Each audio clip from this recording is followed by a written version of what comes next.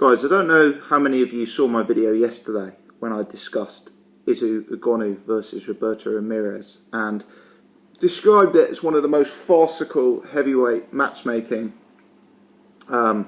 situations that I have ever seen.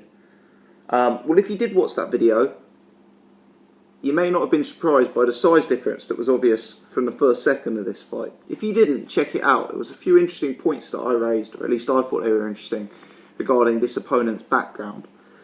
But let's remember here, Izu Ugonoh is not the biggest heavyweight. He's a guy who started his career at cruiserweight. And if you looked at him compared to this opponent, he looked several weight classes above. I don't think it's an exaggeration to say Izu Ugonoh was literally hulking over this opponent he was in with, who looked absolutely tiny in comparison to him. What was worse is that the opponent looked in hideous physical condition.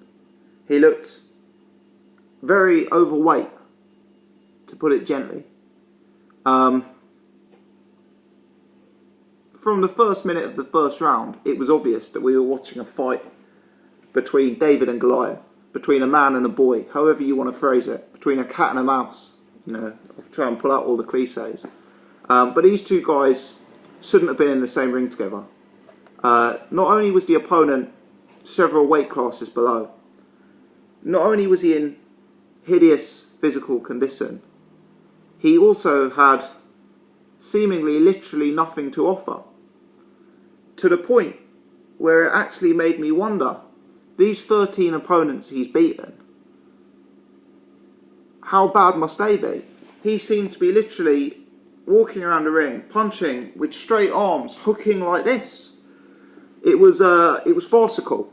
It was absolutely farcical. And Izu Ugonoh, who in his own right is a likeable prospect with some talent, is not going to learn or gain anything from experiences like this. The calibre of the opponent in front of him was simply too low to learn anything.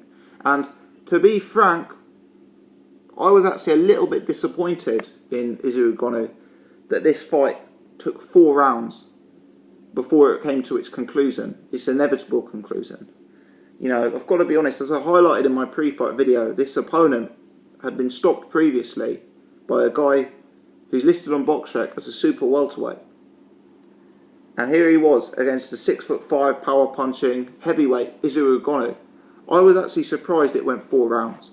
What I will say in Ugonoh's favour is, obviously this opponent was too low and too poor calibre to really take anything of note from this fight, other than to mock the matchmaking.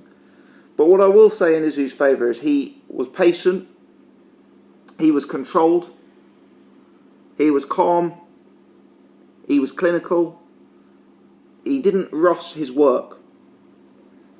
He must have known instantly he was several levels above this guy. He must have known instantly he could hurt and stop this guy.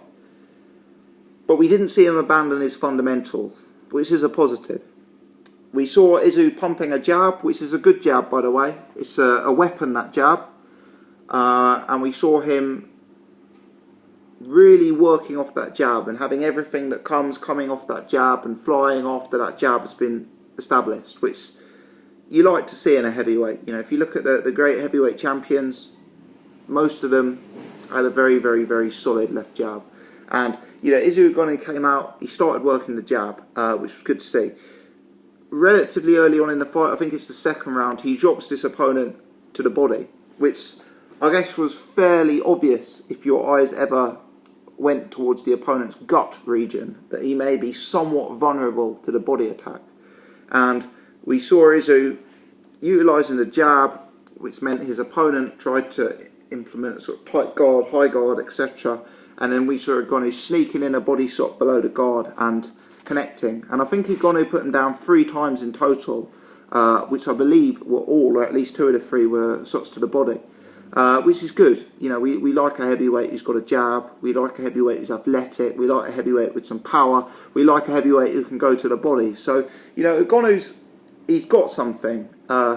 It's unclear how elite he is because, as I say, we're 16 fights in now, I believe, and the best opponent he's faced is Julius Long. So it is quite unclear what sort of level of talent we're looking at here. You know, I suspect as he steps up in level, we'll find out that he isn't the biggest puncher in the world. He possibly isn't naturally the most heavy-handed heavyweight out there. And I suspect we'll need to see more from him in terms of boxing variety for him to move into the sort of top 30, top 40 heavyweights in the world and be considered in that sort of bracket. But he's a talent. He's got something there. And, you know, this performance, whilst farcical due to the level of opposition he was in with, was controlled, patient and clinical in the sense that he broke down his opponent. He systematically beat him up, took him down, and I guess you've got to give him plaudits for not abandoning his technique and abandoning his game plan, bearing in mind the low level of this opponent. That's my thoughts. You know, there's been rumours that Izu will have a bigger fight towards the end of the year. I think you've got to be a little bit careful about stepping him up too quickly because the level of opposition he's been in with has been so diabolical that you need something to bridge the gap. Maybe let's start him fighting someone in the top 50 before we consider stepping him up into a big fight. But, you know, look at some of the opponents Joseph Parker's beaten over the years. Brian Minto, Sherman Williams, Cali Meehan, Jason Petaway, Jakob Saglam. Maybe someone like that. Maybe not a mega name. Maybe not, you know, someone in the top 20. But someone who's certainly a level above this blown up middleweight we saw today. Or someone who's a level above Julius Long. Someone with a little bit of ambition who's fought at a slightly higher level.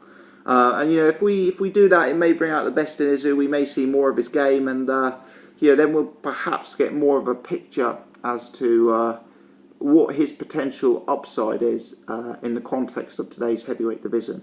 Let me know your thoughts, guys. If you've enjoyed the video, please hit the thumbs up. If you're new to the channel, please do subscribe. I'd appreciate that. I've just uploaded a video on Joseph Parker versus Hamono, so please do take the time to check in on that video and check out my thoughts there. Agree or disagree, leave your comments below. I'd like to hear from everyone. Thanks for watching. I appreciate it.